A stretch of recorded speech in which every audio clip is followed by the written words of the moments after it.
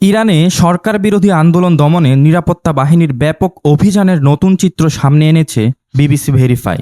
যাচাইকৃত একাধিক ভিডিওতে তেহরানের একটি হাসপাতালের মর্গে লাশের স্তূপ, ভবনের ছাদে অবস্থান নেওয়া স্নাইপার এবং বিক্ষোভকারীদের সিসিটিভি ক্যামেরা ধ্বংসের দৃশ্য দেখা গেছে।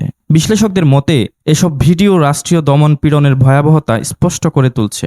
গত ডিসেম্বর থেকে শুরু হওয়া আন্দোলনের সময় ইন্টারনেট সংযোগ বারবার বন্ধ করে দেওয়ায় প্রকৃত ক্ষয়ক্ষতির পরিমাণ নির্ণয় কঠিন হয়ে পড়ে।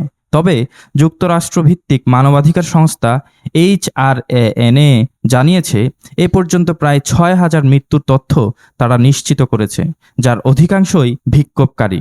অন্যদিকে নরওয়ে ভিত্তিক ইরান হিউম্যান রাইটস দাবি করছে প্রকৃত নিহতের সংখ্যা ২৫,০০০ ছাড়িয়ে যেতে পারে। বিবিসি ভেরিফাই ও বিবিসি পার্সিয়ান যাচাইকৃত ভিডিওতে পূর্ব তেহরানের তেহরান পার্স হাসপাতালের মর্গে বহু মরদেহ দেখা যায়। একটি ভিডিওতে অন্তত ৩১টি মৃতদেহ শনাক্ত করা হয়েছে, আর হাসপাতালের বাইরে বডি ব্যাগও দেখা গেছে। ধারণা করা হচ্ছে ৮ ও ৯ জানুয়ারি নির্বাসিত শাহজাদা রেজা পাহলভির আহ্বানে হওয়া দেশব্যাপী বিক্ষোভের সময় এসব দৃশ্য ধারণ করা হয়, যে সময়টিকে প্রত্যক্ষদর্শীরা সবচেয়ে রক্তক্ষয়ী বলে বর্ণনা করেছেন।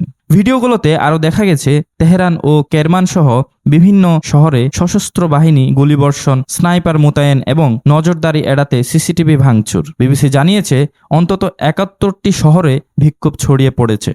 ইরানি কর্তৃপক্ষ নিহতের সংখ্যা ৩,০০০-এর কিছু বেশি দাবি করলেও মানবাধিকার সংস্থাগুলো বলছে ইন্টারনেট স্বাভাবিক হলে আরও ভয়াবহ তথ্য প্রকাশ পেতে পারে।